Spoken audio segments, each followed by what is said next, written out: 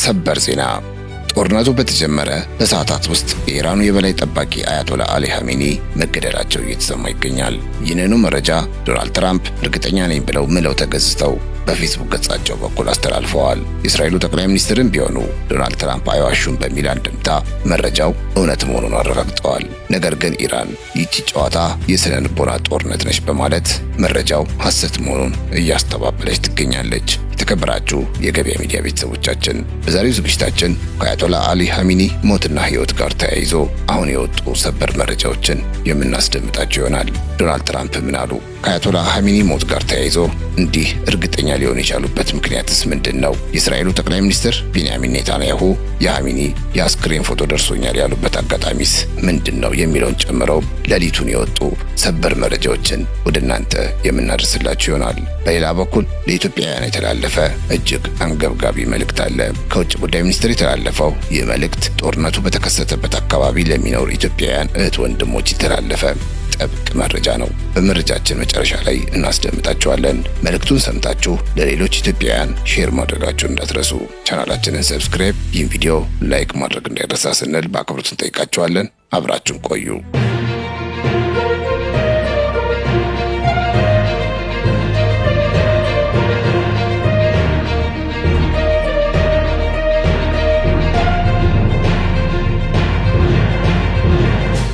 ከአያቶላ ኻሜኒ ሞት በፊት ግን ተባብሶ ስለቀጠለው የኢራን የበቀል እርምጃ አንድ አጠር ያለች መረጃ እናስደምጣችሁ።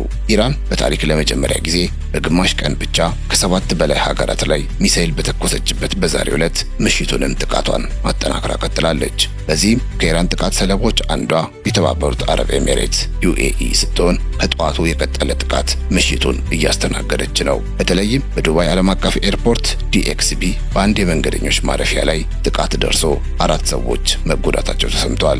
መጠነኛ የንብረት ጉዳትም ደርሷል ተብሏል። በምስሉ ላይ የምትመለከቱትንና ኤርፖርት ውስጥ የነበረውን ሁኔታ የሚያሳይ ቪዲዮ አልጀዚራ አጋርቷል። እስካሁን የኢራንን ጥቃት ተከትሎ በዱባይ እንዲሁም በአቡዳቢ አውሮፕላን ማረፊያዎች ሁሉም በረራዎች ለጊዜው የተቋረጡ ሲሆን የመንገደኞች ደህንነትን ለመጠበቅም የኤሚሬትስ አየር ክልል በከፊል ተዘግቷል። የተባበሩት አረብ ኤሚሬትስ መንግስት ሁሉም በረራዎች እስከሚቀጥለው ማስታወቂያ ድረስ ስለተሰረዙ ሰዎች ወደ አውሮፕላን ማረፊያ ከመሄድ እንዲቆጠቡ አሳስቧል። በሌላ በኩል የሀገሪቱ መከላከያ ሚኒስቴር ከኢራን የተተኮሱ 132 ሚሳኤሎችን ማውደሙንና 195 ድሮኖችን ጥቃት ሳያደርሱ ማክሸፉን ማስታወቁን የወጡ መረጃዎች ያሳያሉ።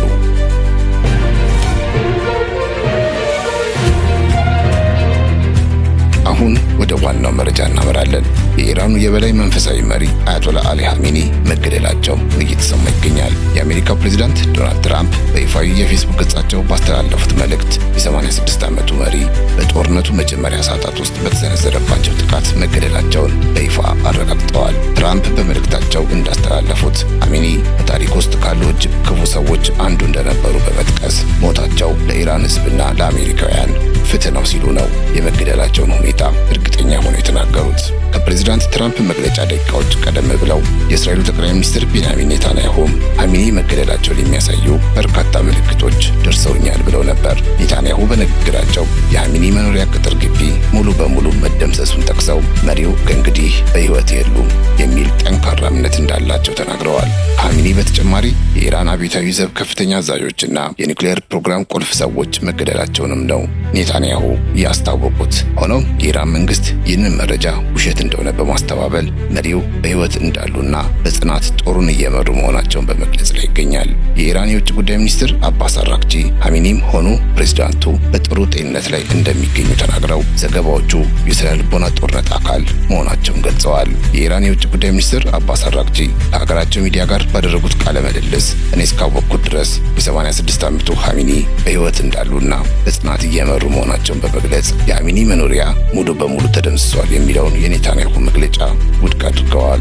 ነገር ግን የአሜሪካው ፕሬዝዳንት ዶናልድ ትራምፕ የኢራኑ የበላይ መሪ አያቶላ አሊ ኻሜኒ በሀገራቸው ላይ በተሰነዘረው የአየር ጥቃት መገደላቸውን የሚገልጹ ዘገባዎች ትክክል እንደሆኑ በማመን ይህ መረጃ እውነት እንደሆነ ከ10 እሰጠዋለሁ ሲሉ ነው ከኤንቢሲ ኒውስ ጋር ባደረጉት የስልክ ቃለ ምልልስ ያስታወቁት። ትራምፕ ውሳኔ ሰጪ የኢራን አመራሮች በአብዛኛው መጥፋታቸውን በመጥቀስ የተሰነዘረው ጥቃት ከፍተኛ ጉዳት ማድረሱን በግልጽ ተናግረዋል። ፕሬዝዳንቱ ሐሚኒ ብዙ ሰዎችን በመግደልና ሀገር በማፍረስ ወንጀል ተጠያቂ መሆናቸውን በመግለጽ የጥቃቱ ዓላማ አሜሪካንና አጋሮቿን ከኢራን ስጋት ለመጠበቅ መሆኑን አስገንዝበዋል። የእስራኤል ጠቅላይ ሚኒስትር ቤንያሚን ኔታንያሁ በበኩላቸው ሐሚኒ በሕይወት እንደሌሉ የሚያሳዩ በርካታ ምልክቶች መኖራቸውን በይፋ በመግለጽ የትራምፕን አቋም ደግፈዋል።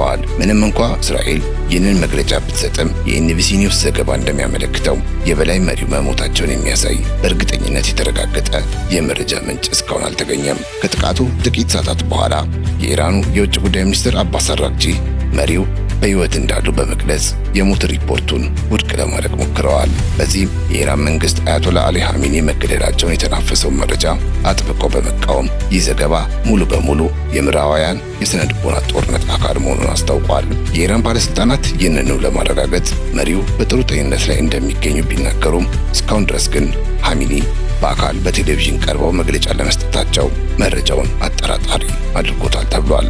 በኢትዮጵያ ሰዓት አቆጣጠር ከምሽቱ 1 ሰዓት ላይ አያቶላ አሊ ሐሚኒ በቴሌቪዥን ቀርበው መግለጫ ይሰጣሉ ተብለው በሮይተርስ የዜና ወኪል